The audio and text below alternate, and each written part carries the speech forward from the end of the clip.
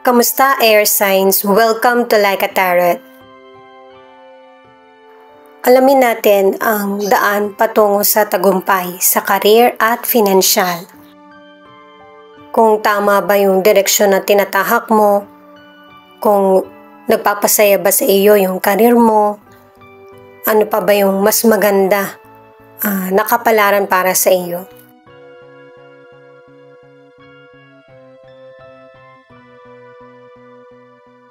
Pasensya na kayo guys kung hindi ko masyadong maitapat sa camera para makita niyo yung image. Kasi focus lang ako sa sasabihin ko sa inyo. Meron kang sinimulan na patungkol sa trabaho o yung pag-enroll sa school. Kasi pinapakita na may panibagong pakikisama. Hindi ito magiging hadlang sa iyo. Ito pa nga yung mas magbibigay ng magandang simula. Magpapatuloy din na magiging magandang daloy ng tagumpay sa iyo. Pero kailangan mo ding maintindihan na sa tinatahak mong landas ay may mga hadlang pa rin na napaka-importante na kailangan dumating sa buhay mo. Marami mang distraction or challenges ay patuloy mo pa rin matatahak ng tama yung direksyon ng buhay mo. At merong bagong pintuan na magbubukas para sa tagumpay sa iyo. At saka nga pala ang swerte mo kasi sa bawat journey na tinatahak mo, meron kang faithful na friends na tutulong sa iyo. Meron ding stars na nagbibigay liwanag sa tinatahak mong direksyon. At saka makaka-encounter ka ng person na hindi ka irerespeto. Kaya mag-ingat ka sa ganitong person or lumayo ka. At saka sa cup na ito pinapakita na merong person na kumakausap sa'yo. Pwedeng person mo, boss or friend. Na ang pinag-uusapan nyo ay kung paano kayo kikita. Meron ding financial reward pero hindi lang ikaw yung nagplano nito. Magta-travel ka din. Pwedeng dahil sa ang trabaho mo nasa ibang lugar or uuwi ka na sa bansa natin o kaya naman ay maglilipat ka ng bahay. At saka meron ka na ring puputulin na koneksyon na tingin mo hindi na importante pa sa iyo. Mag-isa mong tahakin yung journey mo at saka ikaw rin mismo yung makakatagpo ng tao na kapareho ng mindset mo. Magiging happy ka at saka kontento sa magiging resulta ng tinatahak mong landas. Magtuloy-tuloy ka lang sa tamang direksyon na tinatahak mo. Ay teka lang, ilayo nga natin. Kasi maliit lang yung table ko para magkasya yung mga cards. Alamin pa natin dito sa mystical card kung ano pa yung ibang detalye.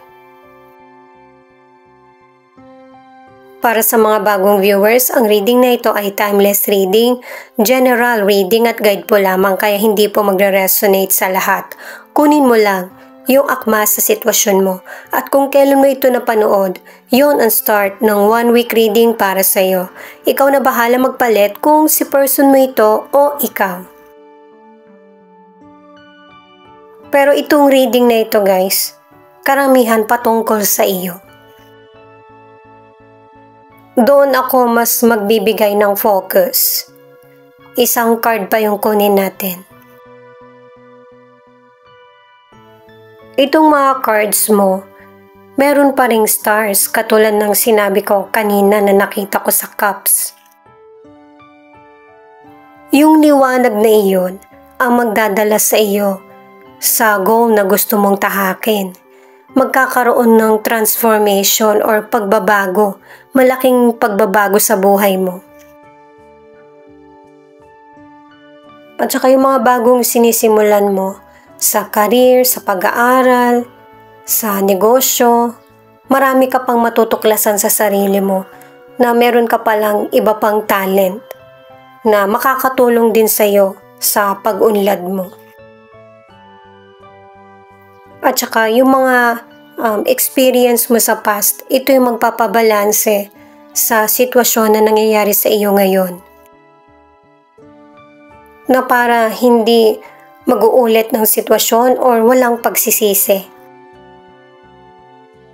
At kahit dito sa tatlong cards, sinasabi na i-let go yung mga distractions, situation man ito or person.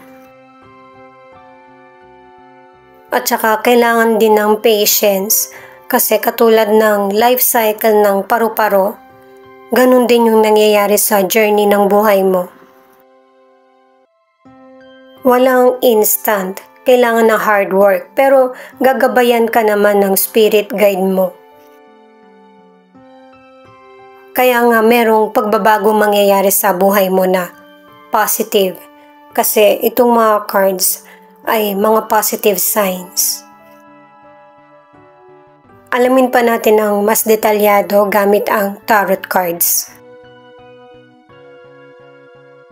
Sa huli, kukuha ko ng bottom of the deck, angel number at saka charms na tumutukoy sa katangian mo.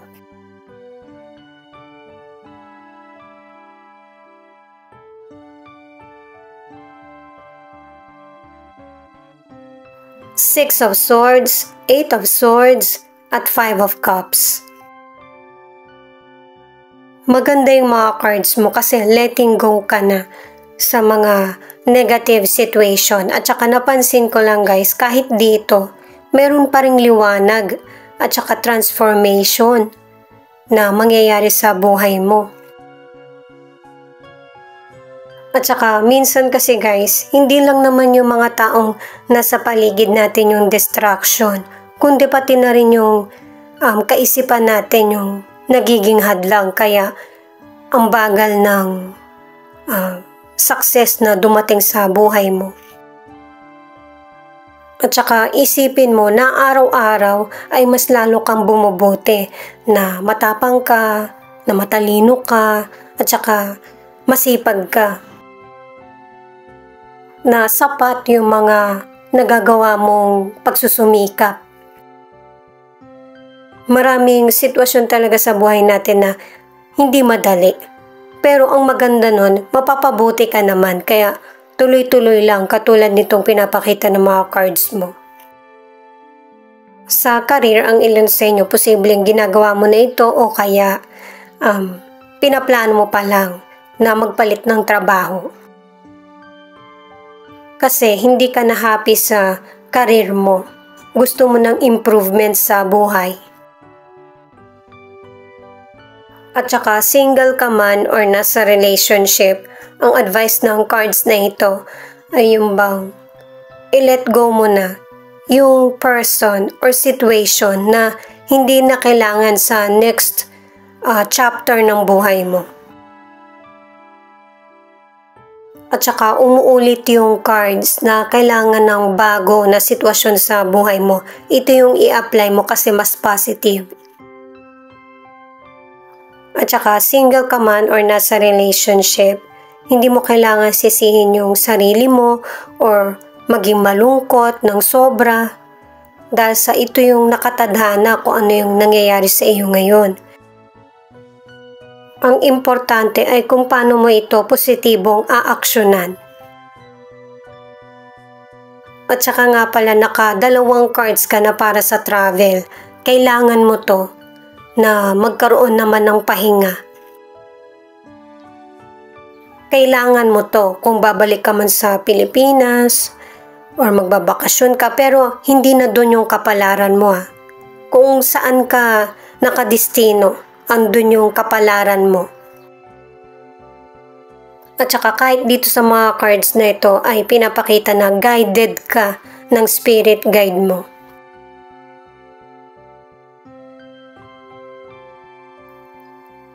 Ace of Cups, the Moon, at the Chariot. Dito sa mga cards na ito, nagkaroon na ng clarity sa iyo kung ano yung mga bagay na makakapagpasaya. At saka, naka-3 words ka na para sa travel. At yung travel na gagawin mo, ito yung makakapagpasaya sa iyo. Makakapag-relax ka at saka marami kang maiisip na idea para sa sarili mo. At saka, magpapatuloy pa rin yung tagumpay mo. Mas lalo pa ngang yung bang pataas. Pwede kang mag-advise sa kapwa mo, pero huwag mo hayaan na sasabay sila sa iyo. Hindi naman ibig sabihin maging selfish ka na, pero kasi sa mga cards mo, pinapakita yung weakness mo. Na kapag nagkaroon ng kalungkutan, nafo-focus ka doon. Kaya mas maigi, katulad ng sinabi ng kanina sa tasa, na mag-isa mong tahakin yung journey mo sa buhay. Sa financial, merong increase. Pero para mapanatili mo to, kailangan ng self-control at saka huwag maniwala sa mga gawa-gawang kwento or nakikita mo lang. Kasi merong dito guys yung lilinlangin ka sa financial kasi nakikita sa iyo na maganda yung nagiging buhay mo. Sa mga single, merong bagong relasyon pero hindi mo makikitaan sa person na siya yung pang forever mo. Ikaw din yung kakalas dito sa person. At saka ang ilan sa inyo meron kang past person na hanggang ngayon gusto ka pa rin. Pero hindi mo na to bibigyan ng pansin. Magkaiba na kasi yung pananaw nyo sa buhay. Mas nagpo-progress ka. Sa mga nasa relationship, mahal nyo yung isa't isa ng person mo, pero yung person mo hindi niya sinasabi sa iyo yung mga plano niya. At ito yung magiging dahilan para maging malayo yung loob nyo sa isa't isa. Pareho kasi kayong busy ng person mo at saka LDR ang ilan sa inyo, yung relationship. Kaya kailangan wag mo itong baliwalain. Konting problema lang, bigyan mo na to ng atensyon, lalo na't soulmate kayo ng person mo. Huwag mong hayaan na mag-isang nagpaplano yung person mo sa mga gusto niyang mangyari sa buhay niya. Kailangan kasama ka. Lalo na't pareho kayo ng person mo na pursigido na maging matagumpay. Ang mga cards mo ay 5 of Wands, 6 of Wands, at 3 of Cups. Nagkakaroon ng kompetisyon sa career, sa financial, o kaya sa love life. Pero sa kompetisyon na ito ay mas magwawagi ka. Kasi hindi lang yung isip mo yung paiiralim mo, yung fairness sa situation. Ito yung isa sa magandang katangian mo na para mas lalong mag-progress yung buhay mo. At isa-celebrate mo ito kasama yung loved ones, person mo, o kaya mga kaibigan. Isa-celebrate mo yung growth, improvement, at saka tagumpay na nangyayari sa buhay mo. At saka tingnan mo hanggang dito sa mga cards mo, may mga stars pa rin. Na ibig sabihin, nasa tamang direksyon ka ng buhay mo. Ito yung nagsisilbing liwanag para magtuloy-tuloy yung progress. At patuloy kang ginagabayan ng spirit guide mo. Sa kalusugan, dahil na rin sa pressure, stress na nangyayari sa buhay mo, naapektuhan yung kalusugan mo. At saka ang ilan, merong minor injuries. Pero base sa mga cards, magkakaroon ng healing. Kumbaga, makaka-recover ka din. Hanggat maaari, ang ilan sa inyo kailangan ng iwasan yung pag-inom ng alcohol. Kasi ang ilan sa inyo magkakaroon ng damage sa liver. Kaya habang healthy pa, i-keep mo na. Magkakaroon ng pagbabago after 3 years. Walang mawawala sa iyo kung susundin mo. Sa mga single, ang ilan sa inyo, yung person na nagugustuhan mo, bigla-bigla marami na ring nagpapakita ng atensyon sa kanya. Ang hindi mo alam, merong lihim na nagkakagusto sa iyo. May posibilidad na katrabaho mo, kalugar, or pareho kayo ng school. Meron pang darating na potential person na magugustuhan mo kasi pareho kayo ng hobby at saka mindset. Itong bottom of the deck na the Temperance,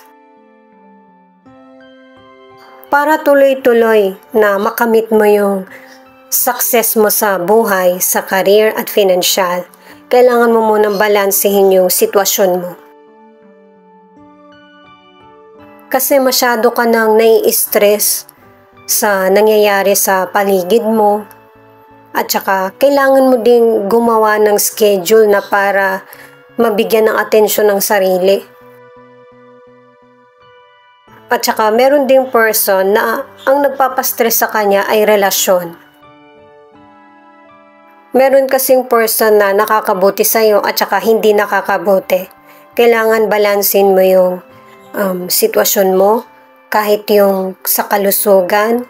Kailangan meron kang healthy routine, makapaglakad-lakad ka man lang, para ma-refresh yung isip mo at walang maging balakid sa mga plano mo patungo sa tagumpay.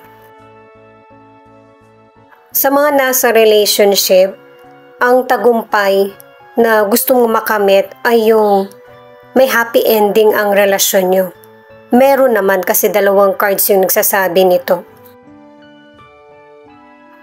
Pero kailangan mong pag-igihin yung paikipag-communicate sa person mo ng may fairness. Itong 900 na angel number, merong malaking pagbabago mangyayari sa buhay mo